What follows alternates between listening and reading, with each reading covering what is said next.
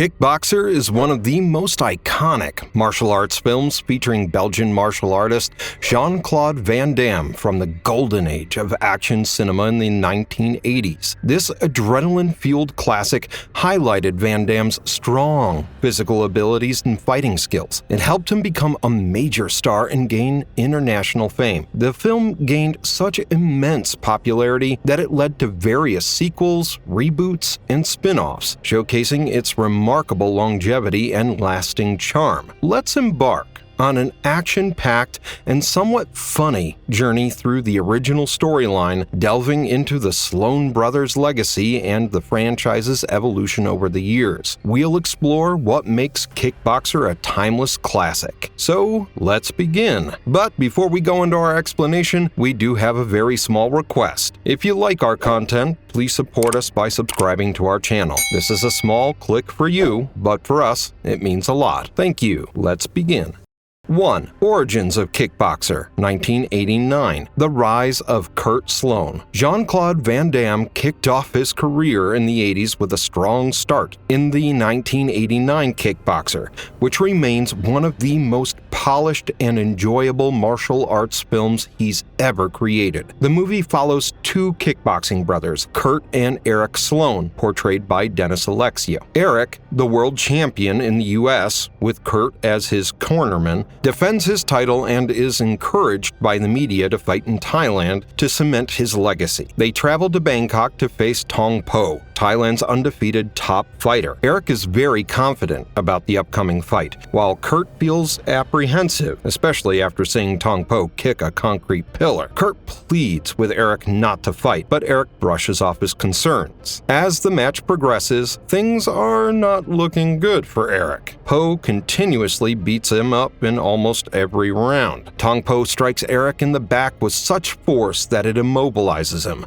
then rips Eric's world champion belt apart. After bringing a battered Eric to the hospital, they discover that Tong Po's vicious attack has left him paralyzed from the waist down, meaning he will never walk, let alone fight, again. Furious over his brother's fate, Kurt is determined to seek revenge on Tong Po. He realizes, however, that the only way to confront him is inside the ring. Initially hesitant to get back inside the ring, Kurt learns about Xian Chow, a renowned trainer situated in a remote part of Thailand. After tracking him down, Kurt successfully persuades Xian to take him on and teach him the art of Muay Thai, also known as Thai boxing. Xian trains Kurt using primitive methods to enhance his speed, agility, balance, and breathing. During the training, Kurt confronts a group of Thai mobsters led by Freddie Lee, who are stealing from Xian's niece, Mai Li. After a bar fight in which Kurt defeats the thugs in front of Freddie, Xian persuades Freddie to set up a match between Kurt and Tong Po. But it won't be an easy fight. Both fighters will square off in the ancient way. They'll wrap their hands in hemp rope,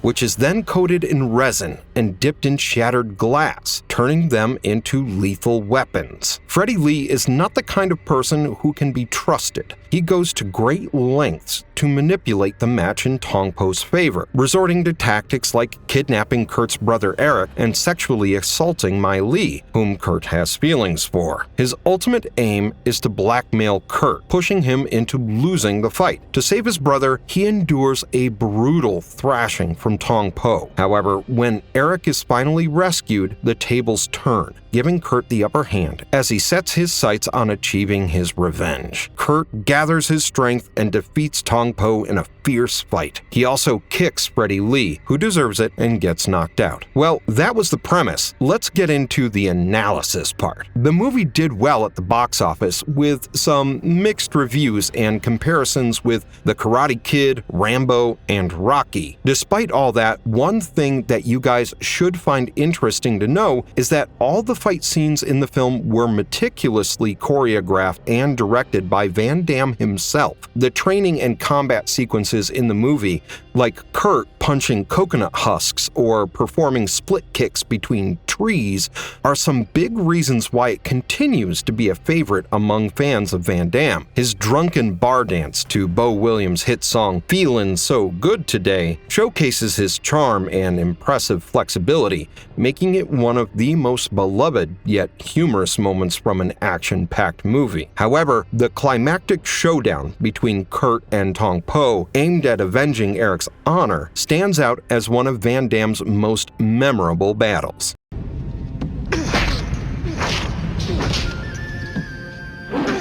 2. The Continuing Legacy, Kickboxer 2 through 5, 1991 through 1995. Kickboxer 2, The Road Back, 1991. In the sequel to Kickboxer, due to scheduling conflicts, Van Damme was unable to participate in the filming. The story unfolds a year after the events of the previous film, where it is revealed that kickboxing brothers Kurt and Eric Sloan passed away shortly after Kurt's triumph over Tong Po. The Sloan brothers had a third brother named David Sloan, portrayed by Sasha Mitchell, who struggles to maintain the family's Los Angeles kickboxing gym with his partner Jack. He offers free lessons to local kids and demonstrates a technique called the Rock and the River to defend against attacks while blindfolded. After losing his brothers, David's desire to fight or compete fades, but financial struggles lead him back to the ring under crooked promoter Justin Makaya. His comeback catches the attention of Po, who eliminated Kurt and Eric in revenge for his earlier defeat. With Kurt dead, Po aims to defeat David and reclaim his honor. However, after David announces his retirement following a win against Neil Vargas, Po's manager, Sangha, secretly funding Makaya's kickboxing organization, hires thugs to burn down the gym. Vargas joins them for revenge. David tries to fight back but is shot in the leg,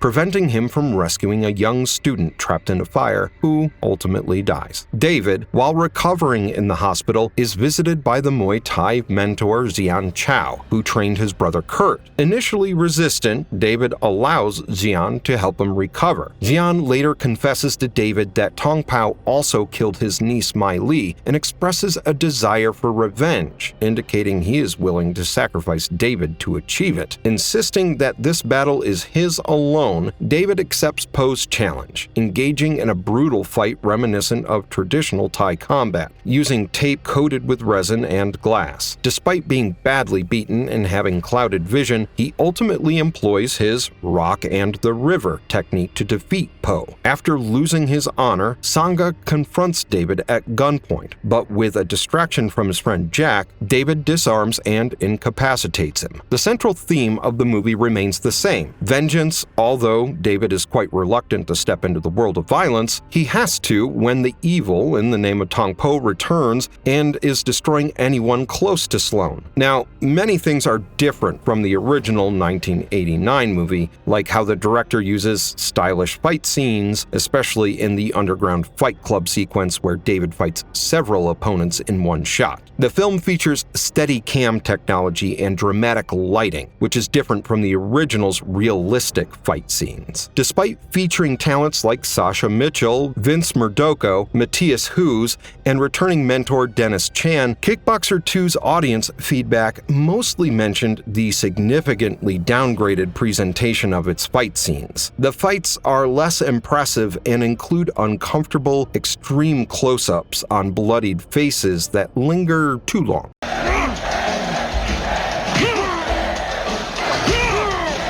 Kickboxer 3, The Art of War, 1992. Let's get right into the plot of this movie. The opening of the movie is quite grim. A young woman is trying to escape from an illegal child sex ring operation run by Frank Lane in Brazil, but her attempt is in vain as she is captured and executed in front of the other slaves to showcase what happens to those who disobey. Kickboxing champion David Sloan, along with his trainer Xian, have arrived in Rio de Janeiro Janeiro for a championship match. While Jean is focused on training, David prefers to relax. During lunch, a young thief steals their camera, prompting David to chase him down. After disarming the boy, Marcos, and reclaiming the camera, David and Jean invite Marcos and his sister Isabella to join them for lunch, leading to an unexpected friendship. At a charity kickboxing event, David is asked to be the cornerman for a young fighter against Eric Martin, an Argentine kickboxer managed by Lane, David's upcoming opponent. Martin brutally beats the fighter, prompting David to intervene. This leads to David's match with Martin being labeled a grudge match. Lane later apologizes to David and invites him to a party. David attends a party with Marcos and Isabella. Lane becomes infatuated with Isabella and secretly sends men to kidnap her. In a panic, Marcos seeks David's help. They file a police report, but the overwhelmed authorities advise them to forget about Isabella. David and Jean pursue their own investigation, leading to their arrest. Lane bails them out to cover his tracks, but they continue their search. They even purchase guns from an arms dealer and enter the pimp's mansion, only to discover Lane was behind the whole child sex ring operation. They confront him at home but are captured. Lane and his henchman Pete weaken David with harsh exercises before his match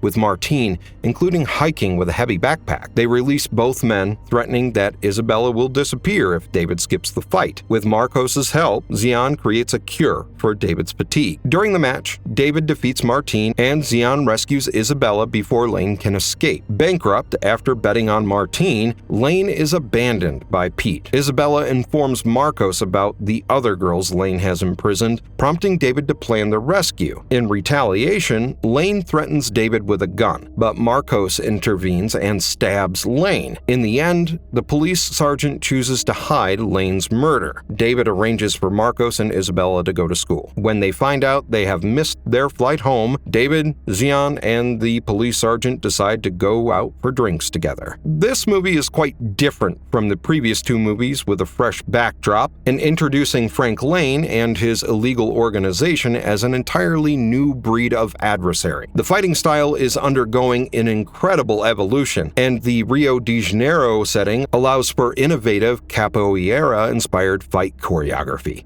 especially in the favela chase scene, which nicely combines parkour and martial arts. This time, there is less emphasis on slow-motion impact shots and more focus on brutally kneeing opponents until their rib cages are wrecked. It's also the first time the franchise embraces the power of leg kicks, which never receive any recognition despite the immense pain they cause. According to viewers, Kickboxer 3 is a noticeably better film overall when compared to Kickboxer 2, and it also features real-life kickboxing champion Ian Jacklin as Eric Martin, who adds fresh energy to the series as David's foe in the ring. Some have expressed that while the improvements are noticeable, they don't fully restore the level of excellence expected. The fight sequences still come off as rather average, and the clumsy plot seems overly focused on pitting David and Jean against organized crime. Sadly, this movie marks the final appearance of Dennis Chan as Jian Chao. Kickboxer 4, The Aggressor, 1994. Before diving into the premise of this movie, it's important to mention that the story unfolds in a fresh setting, with a tone that is quite darker than that of earlier films. The film opens with David Sloan writing a letter to his wife, Vicky, recapping earlier events. After being implicated for murder by Tong Po, David has spent 2 years in prison, while his wife has been kidnapped by not-so-dead Tong Po, who is now a powerful drug lord in Mexico. David, frustrated after receiving explicit photos of his kidnapped wife from Po, vents his anger on a fellow prisoner. He later meets DEA official Casey Ford, who informs him that the agency cannot capture Po. Ford reveals that Po is hosting a martial arts tournament at his compound, with the winner earning a match against Po and a $1 million cash prize. Casey offers to release David if he enters the tournament to take out Po. David agrees, using the alias Jack Jones. He starts by winning a street fight, impressing Brubaker, who scouts fighters for Poe's tournament. There's a lot happening all at once. Underground matches are taking place, with bounties set to slim down the number of contestants until only one stands victorious. David is putting in every effort to locate his wife within the heavily guarded compound. After a tense search, he finally finds her, but just as they're about to make their escape together, he gets captured. In the final tournament days, Poe declares the fights to the death, blaming David for his wife's death and promising a bounty for defeating him. David overcomes several challengers, while Megan, a woman David had previously saved from a bunch of thugs, refuses to fight him. She also reveals that there was never any prize money and he always intended to kill everyone. This sparks a rebellion amongst the other fighters. Then, Poe personally enters the fight and quickly overpowers Lando, an old acquaintance and renowned fighter, but is ultimately beaten by David after a brutal clash. But Poe has other plans in his mind. His lackey, Bill, brings out Vicky at gunpoint, which gives Poe the time to escape. When you think it's over for David, he pulls off a perfectly aimed knife throw at Bill and is finally able to escape with Vicky, Megan, and Lando. The fights are actually quite entertaining, and there's one standout scene in a diner or a bar where Sloan takes on a bunch of rednecks. He smashes furniture, swings fists, and even hurls fart bags out the windows. Quite funny when you watch it. From a broader perspective, Kickboxer 4 is still seen as a disappointing film by many viewers, largely due to its wonky, inconsistent tone and lack of self-awareness. Unlike the much more enjoyable Kickboxer 3, it doesn't strive to be lighthearted. However, it shines when it leans into its fun aspects. The problem happens when it tries to mix in brutal elements and gritty scenes with some really dark torture scenes that feel out of place with the lighter moments.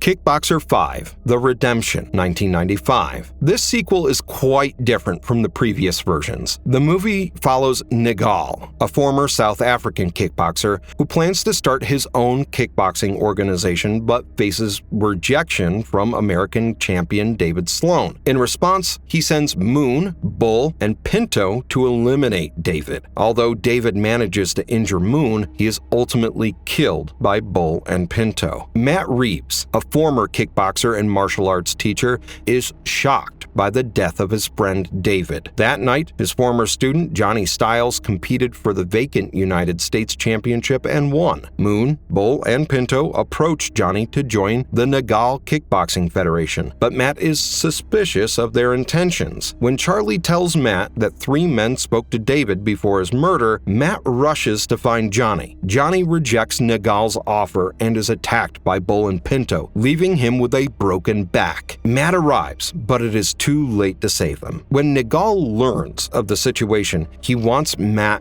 dead. Bolin recruits Paul Croft, a former member of Ngal's organization, to kill Matt in exchange for his freedom from prison. Instead of killing him, Paul warns Matt about Ngal, leading Matt to Johannesburg to confront Ngal. On the plane, Paul discovers he's seated next to Matt. Upon arrival, Paul hides Matt from Moon, but later tries to escape and is cornered by Ngal's thugs until Matt intervenes. They manage to fight off the thugs, but when Bolin forces the shopkeeper to inform on them, Matt and Paul are arrested for the chaos they caused. Ngal has presented champions worldwide with an ultimatum: join his federation or face death. The French champion, fearing for his life, reluctantly joins. After confronting Moon, Bull, and Bolin regarding Matt and Paul, Ngal shoots Bull in the head. When the German champion refuses to join, he challenges Ngal to a lawn fight where Ngal kills him using the Tiger Claw, an illegal strike that led to his lifetime ban from kickboxing. Matt and Paul escape from prison with the help of a fellow inmate, Joseph, after discovering a guard is working for Ngal. They reunite with Angie, Paul's younger sister, who is upset to learn of Ngal's involvement and the death of their family patriarch during Paul's imprisonment. imprisonment. Determined to stop Nagol, the trio trains, with Matt finding a way to counter Nagol's Tiger Claw technique. Learning of Nagol's upcoming party, they plan to crash it, despite Angie's decision to go undercover against Matt and Paul's wishes. When Paul confronts Bolin in the backyard, Matt spots Nagol at the roulette table and starts winning, infuriating him. Upon realizing Matt is the one he's been pursuing, Matt exposes Nagol's true nature. The goons show up, but Matt defeats them and prepares to fight Nagol. Their battle moves from the office to the lawn, where Nagol tries the Tiger Claw on Matt. Matt uses his Tiger Claw move to hit Nagol in the heart. Nagol falls down, and while Matt reaches for the United States Championship belt, Nagol gets back up to take it back. Ultimately, Matt's Tiger Claw takes effect, and Nagol dies. Matt, Paul, and Angie leave as police sirens sound. Matt, portrayed by Mark Dacascos, delivers a mesmerizing performance in his fight scenes in Kickboxer 5. While he may not possess the charm of Sasha Mitchell or the all-around excellence of Van Damme, he truly shines with his impressive jumping kicks. Joining Matt is a grumpy Paul Croft, played by Jeff Mead, who adds a rougher edge to the dynamic with his own vendetta against Nagol's gang,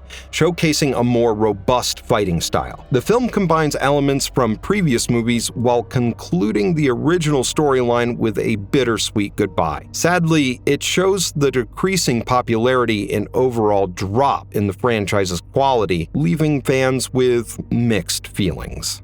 3. Rebooting the franchise, Kickboxer Vengeance and Kickboxer Retaliation. Kickboxer Vengeance, 2016. Director John Stockwell's soft reboot effectively strikes a balance between admiring the original and updating it for a modern audience. Dave Bautista plays the character of Tong Po, while Jean-Claude Van Damme passes the torch to stuntman Alain Moussi, who makes his major acting debut. Kickboxer Vengeance captures the spirit of the 1989 classic, featuring Darren Shahlavi as Eric Sloan, who, in a twist, is not only defeated but also killed in a match against Thailand's reigning champion Tong Po. Following this, Eric's brother Kurt trains for a revenge match under the guidance of Master Durand, played by none other than Van Damme himself. The final clash between Tong Po and Kurt is a match with double swords to the death, which is interesting yet dangerous. Kurt, before getting knocked down, is able to knock one of Tong Po's swords out of his hands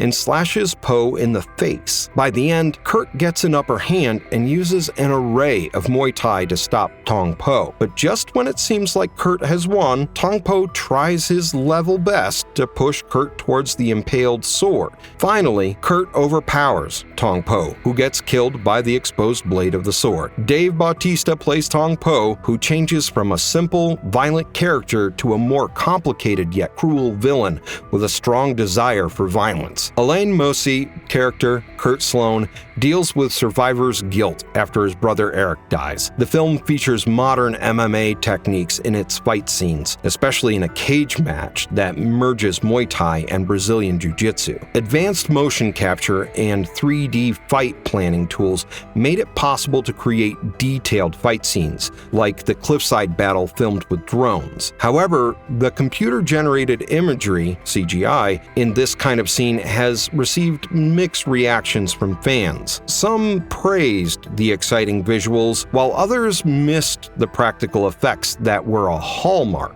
of earlier films.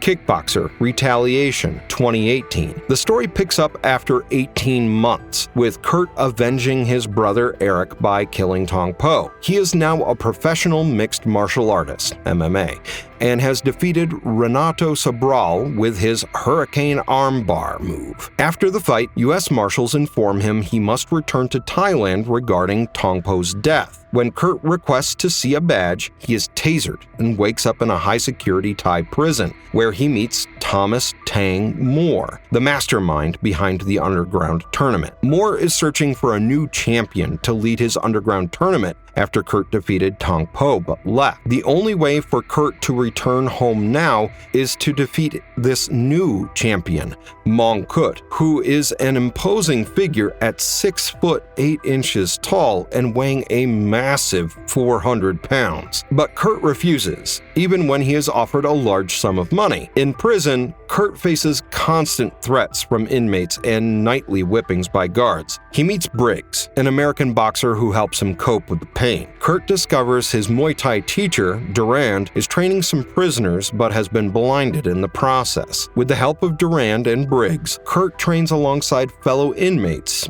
Big Country, Fabricio, and Ronaldo, who is the same size as Mongkut. To get more intel on Mongkut, Durand attends one of Mongkut's training sessions and discovers that the fighter is a bioengineered product of Ivy League graduate Rupert, who has created a mix of adrenaline and steroids, making Mongkut nearly invincible, except for one weakness: a glass jaw. In order to secure Kurt's acceptance of the offer and persuade him to fight, Moore kidnaps Kurt's wife, Lou. Faced with this dire situation, Kurt ultimately agrees to go through with the fight, but only if he's allowed to train with people he knows. The fight takes place in the old Muay Thai temple, where Mongkut dominates Kurt. After throwing Kurt into a statue, it seems he has died, but Lou revives him with Rupert's adrenaline injections. Kurt regains strength and initially gains the upper hand, but Mongkut throws him again and tries to drown him in a fountain. As Kurt imagines himself drowning, he hears Lou and Durand's voices, which tells him to swim out. Kurt uses a chain to fight Mongkut. Using his skills, he gains an upper hand and knocks him out. When Mongkut gets back up, Kurt wraps the chain around his neck, choking him out and breaking his neck, thus winning the fight. Dimitri Logothetis, the director, gives the film a raw look. He combines fast-paced fight scenes with stylish slow-motion shots that show both the impact of the hits and the fighting techniques. The film relies heavily on practical effects, showcasing raw physical performances while minimizing the use of CGI. Many fans have noted that it truly captures the essence of martial arts. The choreography of the fight scenes is not only well crafted, but also meticulously executed. The film shows different fighting styles, including Muay Thai, mixed martial arts, MMA,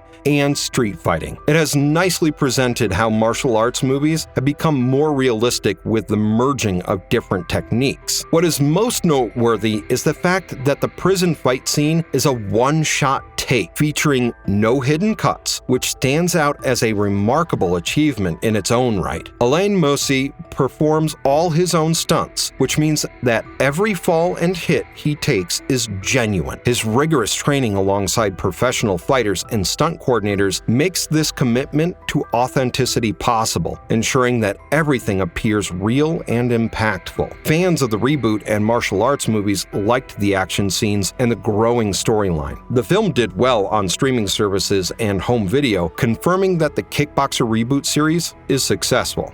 Legacy of the Kickboxer series. Did you know that the 1989 film Kickboxer was the first to introduce Muay Thai, also known as Thai kickboxing, to audiences around the world? Not only that, the Kickboxer franchise has significantly impacted action movies or MMA-related movies in the coming years, such as 2011's Warrior, 2008's IP Man, 2002's Undisputed, 2008's Never Back Down, or 2003's Ong Bak Muay Thai Warrior. Additionally, the franchise's training sequences, particularly the original's emphasis on traditional Muay Thai techniques, have inspired a generation of fighters. Gyms worldwide reported increased enrollment in Kickboxer-inspired programs, blending Eastern and Western combat styles. Even Van Damme's career trajectory changed from that of an unknown karate black belt holder in Europe to that of a bankable star. His physical features, such as the split kick and bicep-posed flexes, became a worldwide symbol of martial arts prowess. Van Damme's success paved the way for non-Asian martial arts artists in Hollywood. The movie had a strong influence on fashion.